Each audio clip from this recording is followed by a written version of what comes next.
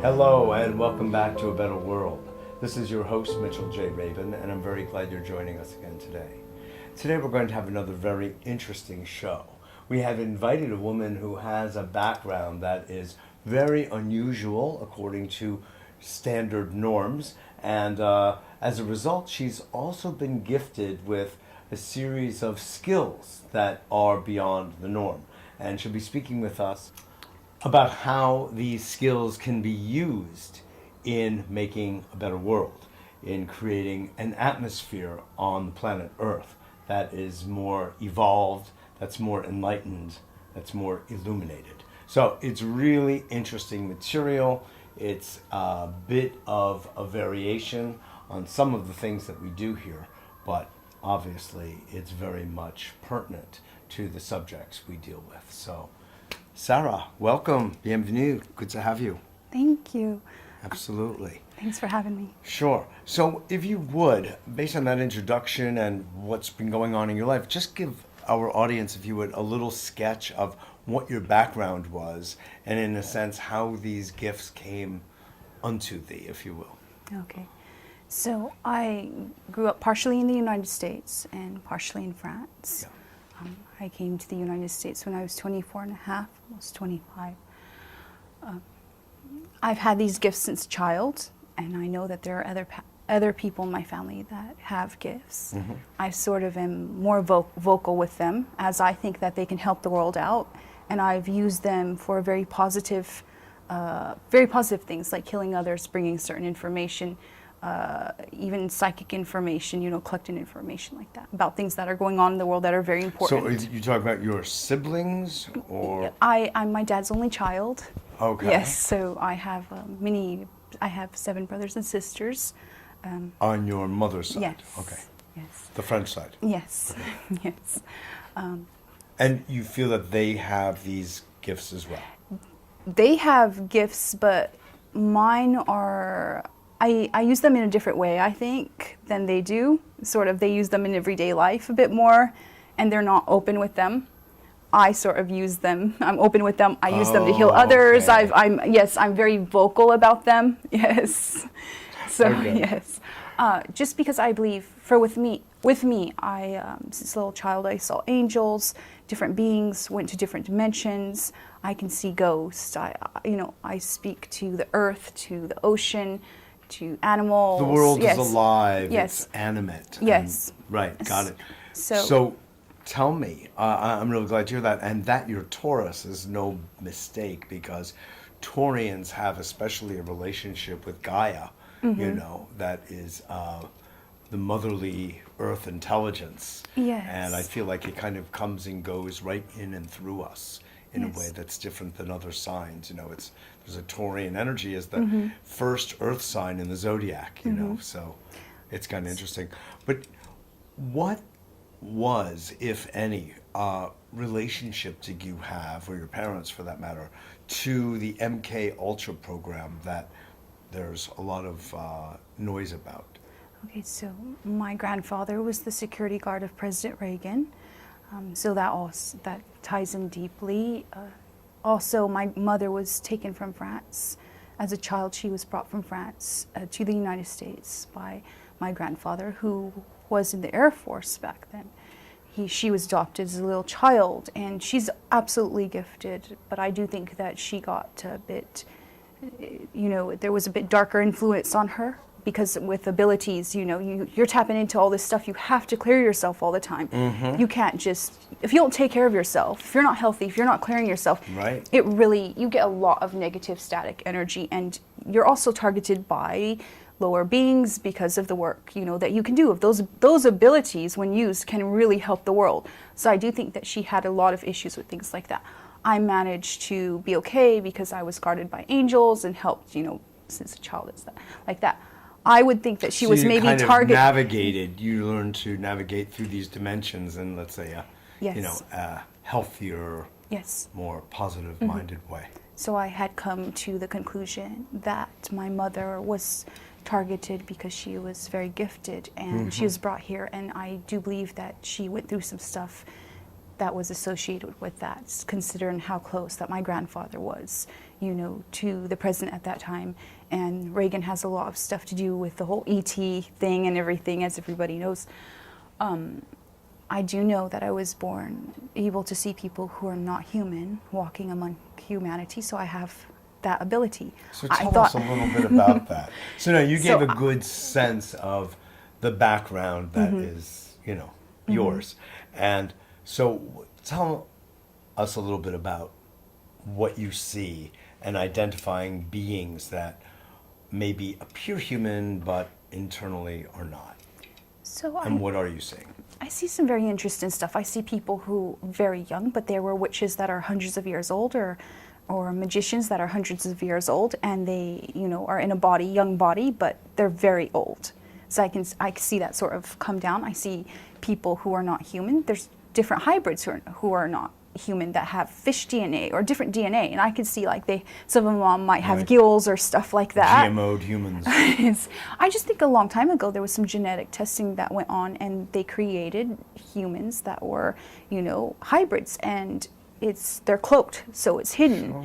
So I see people like that. Well, that goes back into a lot of the stuff of Zachariah Sitchin and the work that Michael Tellinger is carrying through, having to do with lots of experiments early on from extraterrestrial life coming, wanting to exploit the beings of Earth and the resources, I should say, and using the beings here and conducting hybrid experiments, GMO basically experiments then, and getting us.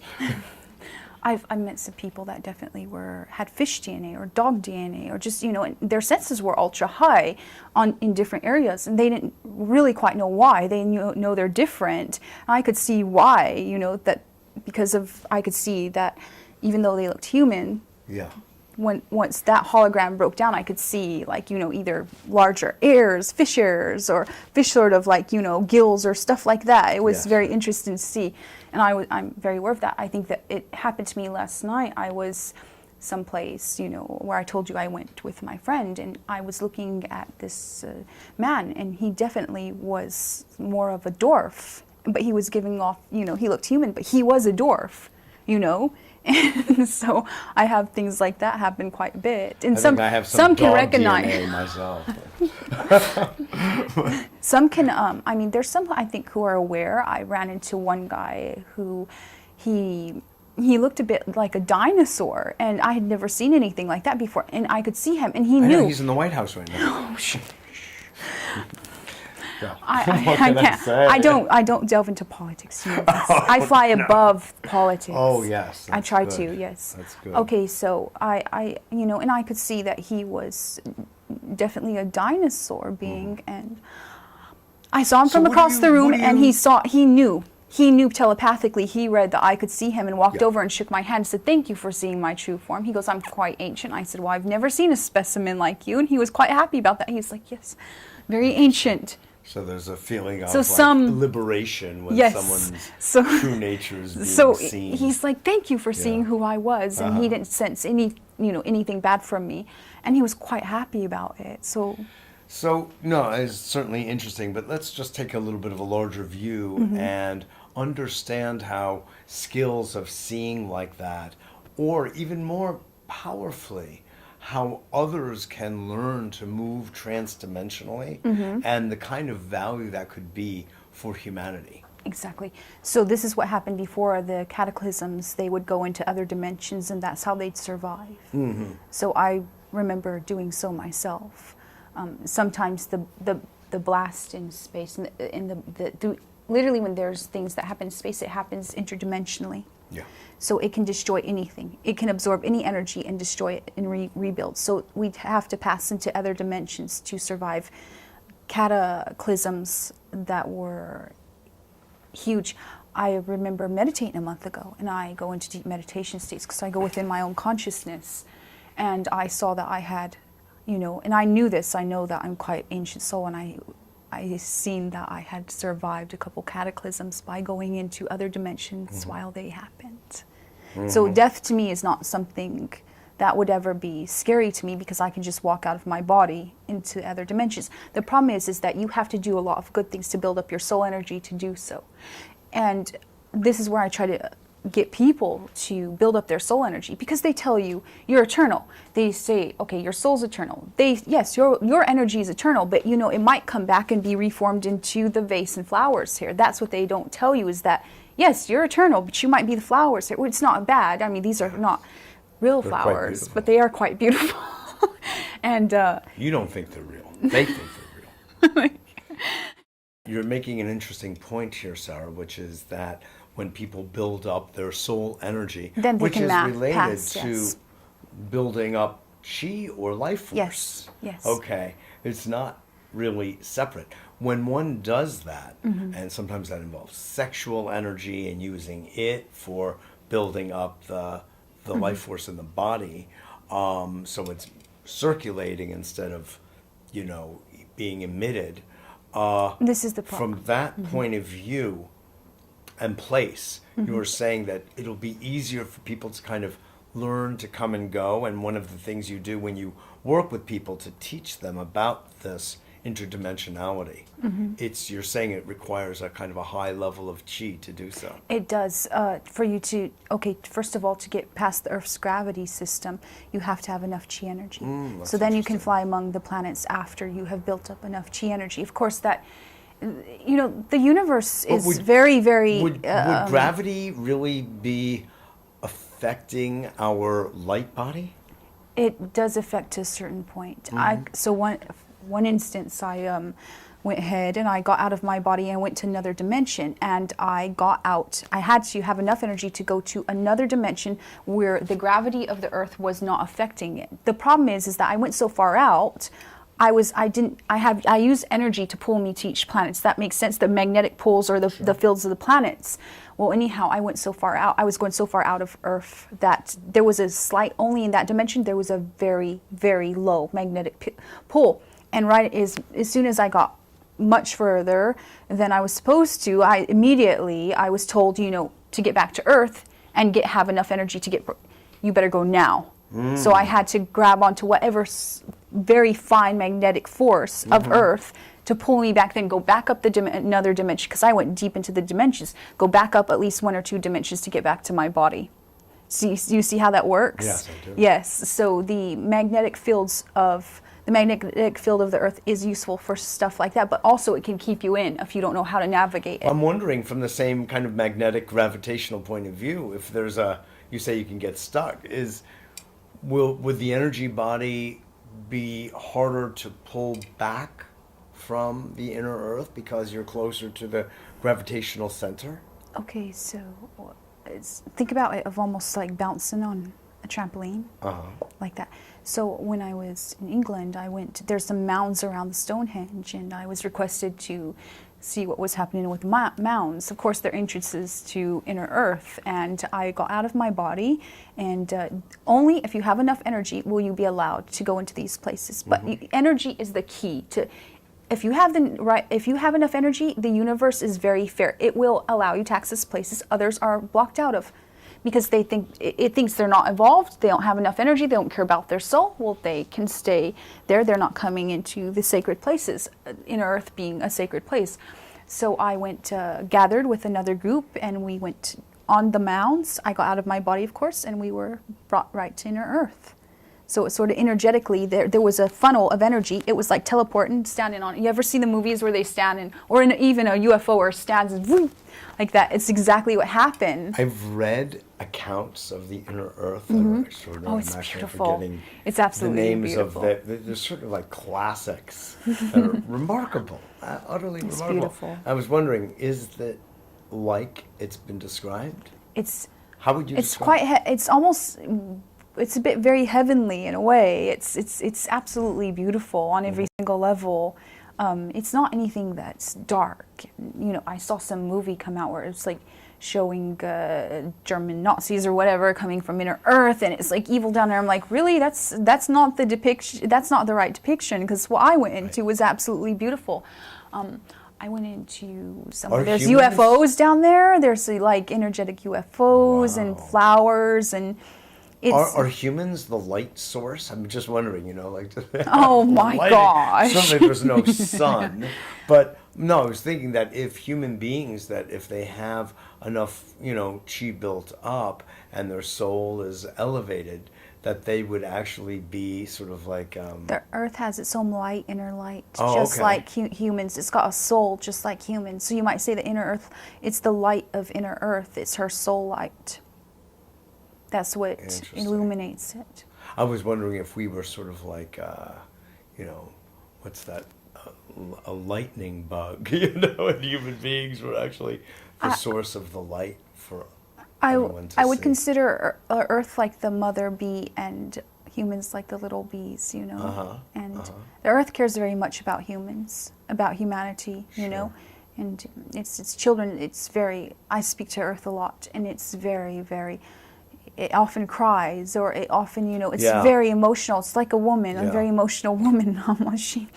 She's got a lot to cry about. She does, and she's very sensitive. I think that she actually goes from deep love to maybe even Getting detachment upset. and indifference because of what humans have done to her. It's virtually unspeakable what she would not we ever continue to do. Yes, she would never want to be detached from humanity.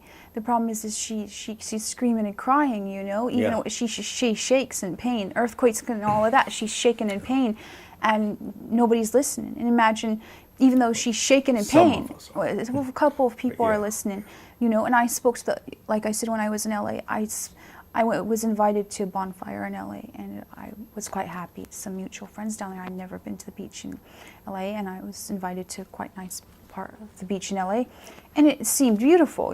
It's you wouldn't think it's very beautiful. So I went down there, and I connected to the ocean. She started to speak to me, and I had to pass a lot of that energy. I fell on my knees. I was crying for 3 hours. She told me that the radiation was killing her. She was dying. She was literally Fukushima? The ocean was, she was telling me, I'm dying, yes. And she was saying to me, you need to tell the people that a long time ago, that there's ancient tech within their voices.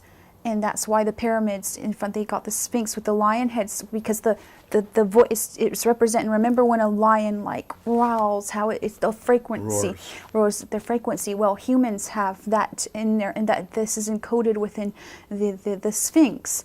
It's saying that you have the power within your literal chakra here to speak healing, but through will, a lion when he roars, it's it's will, it's power, and that people needed to gather by the ocean. And they needed to chant very with willpower, and that those frequencies coming from people's mouths would start to heal the ocean, and that she would react to that. That was the only way to heal her. So she was requesting of me that I tell people this, and that's how she will heal. Otherwise, she will continue to die day after day, and she is absolutely screaming and yelling for help on every single level. And humanity are a bit too asleep, sadly, again, to see that. Yeah. Then there's this whole other thing, Sarah, of course, and I know you deal with it all the time in your working with people and speaking, and that's the matrix, basically. That sleep, that humans, that robotic aspect of humans that are not feeling and connecting to deeper levels or higher levels are, in a sense, cut off from it because of lots of reasons, and some of them are deliberately brought forth by the powers that be, and others are but because human beings are not making the inner effort to wake up and to come to a higher level themselves. So what work do you do to help people in that regard? Because we have to wake up humanity quickly, because it's getting Enough very people need much to light at up. the cliff. Yes. So I try to, this is why I'm putting together all this work. I had a lot happen last year. Somebody very close to me passed away, so I had to have a quiet time of, of just healing myself, because it took a very, I took a very hard hit there. So I'm putting together all this material, and I'm going to present it of how people can become multidimensional through building up their chi energy, and then they can use that to literally affect Earth and heal Earth, even through their voices. How light and sound is used to heal even people, animals, the Earth. it's this is going to be the new horizon, I think, for healing. Sure. Yes. There are many I mean, avenues. Tesla talked about that a long time ago. Well, the Tesla, and, the sad, others as well. well, the before Tesla that coil even. is about lighting up the DNA, because Sure. the DNA is a cosmic antenna to stream in more more cosmic energy. This is why there's such an attack on DNA. This is why fast food and all of that is about. And on Tesla. Yes. Well, his information was free energy was about everybody's DNA being lit up, and the government has kept all that secret. His free energy plan was about everybody's DNA lit up, so they would be energetically connected to the universe. Yes, and all of that was hidden. All his more spiritual work was hidden. I mean, we are already connected. We're not disconnected. We are. Otherwise We're connected. It's done. like, okay, But it's like we're plugged just- into the socket, it's but unconscious. the button for the light hasn't Right. been lit up. There you Right. go. Turned on, Yes, exactly. yes, turned on. There you go. Yes. So Source is there, but It's there. it hasn't been activated. no, our souls are there. They're calling out to us. People, need to listen to their souls more and then build their soul energy up, as they do. A lot of this ancient tech, like the pyramids, the Stonehenge, and everything else, it lights up through energy. When a person has enough energy, they can access those things. The whole matrix system was put in when there was wars that happened a long time ago. And for this never to happen again, everything was contained. All of this stuff is very positive tech, but it's also very negative in this. If you do not light yourself up and you have not a good heart and stuff, you are not getting through any of that. But if you light your DNA up, if you really nurture your soul, and if you come with a good heart, that you will access these different things. In the end, humanity is going to be given all this technology. It's not going to hold them in anymore. It's going to let them out and welcome them, among the stars. When humanity decides to take a step up in evolution, they will be welcomed among the dimensions and stars. But only once they build up their souls, once they take self-responsibility, Yes. once they stop saying, oh, it's this being that made me do that, or this. You can say all of that, but you have been given the power in life to make a change to yourself and to others. And self-responsibility, becoming a pilot and not co-pilot and putting it on everybody else, is the main thing that people Or need to focus. projecting, Yes. blaming, Yes. that whole Yes. mode of operation. Yes. Exactly. I mean, it only stands to reason when you take the larger perspective, a cosmic, galactic, and bigger universal perspective, that there are intelligences everywhere that are really waiting for humans to kind of get it and Yes. get the light turned on, as we're saying. So the level of play can be much greater, because what we've done is we've sort of imploded and we've lost our larger universal and cosmic identity. We have to be kind of ready for the shifts that are taking place, where home is going to start being considered the solar system, the galaxy, and the universe at large, and that's our home, and we just have to start being mentally and spiritually prepared for that. And that's the thing. All this ancient tech was left here as gifts to humanity of when they lit up their DNA, we will then be able to access it, and it will, I remember teleporting to other planets, from some of these stone systems here. It was quite magical. And So you have that memory. I have that, yes. I have memories of Mars, Atlantis, even coming through the sun, lots and lots of different planets. I'm quite a star traveler. That is very cool. And do you feel that you go beyond time I when have, you do that? yes. I've turned into just energy at times. I've went to states. One time I felt the whole world, so at once it was very, very beautiful thing. I felt cries and happiness and everything at the same time. I've turned just into energy at times. So. And when that happens, you still have a level of consciousness that knows that your body and all has become energy, and that you can flip Then back, come sort back of like together. the difference between a wave and a particle, Yes, then I can come the back, particle yes. remembers that it's a wave, and a wave Yes. remembers that it's a particle. Yes. Yeah? Yes, I think Okay. the universe takes care of those that are connected and in tune with it. And I think that the universe takes care of them so much that it would sort of like, I know this sounds very strange, but sort of like, they do go to different worlds and do good, and they bring the work of God, the divine, this energy, this God to me is a force, a very powerful force, and that because of this. And I remember being killed in lifetimes and stuff just for doing what's right, and I was never scared of it because the universe watches over me. So in a way, it makes you immortal, because every time you're killed for doing what's right, guess what? The universe gives you all this more energy, pays you an energy, and so you can really never truly die. So yes, it takes care. The universe, or God, the divine, takes care of its own, and that's why I am not afraid of anything whatsoever. And once humanity taps into that, they're going to experience this. You're not scared of anything could possibly come, and you will not be terrified of it, because you're going to survive all of that, because you're connected to the divine. So beautiful. A lot of your work, a lot of my work has to do with bringing people back to their sense of authenticity, so they can carry on the higher level work, So I know that we're just this about is out of time, about, so yes. if you would just share your last comment, that I be would great. like to say, with everything happening with Pizzagate, with everything happening with, Russia and everything else, I do feel that there is forces from the lower realms that are playing everybody. And they're using that these people have done terrible stuff to try to create fighting among each other. This creates, everybody's blaming everybody. And yes, these people have done horrible stuff, but it's because they do not have soul energy, because they've been leached of soul energy, so they're still in it from others. So, and they want wars. The lower realms want wars to happen, because that's a great energy feed. Sure. So by empowering yourself and not getting caught up in that, because you lose energy. When you are caught up in the drama of this stuff, it really you lose energy. Yeah. So in the end, building up intelligence wouldn't allow a lot of this stuff. This is the thing. So by going into yourself, and I think this is a time where everybody should sort of go into their self and focus on self-healing, rather than focus too much on those things and giving energy to those things, because that's another way to feed lower entities all that energy. People are traumatized to finding out that people have done terrible things, so they're losing energy to that also, sadly. Sarah. Thank you for having me on. Absolutely, my pleasure. To have you.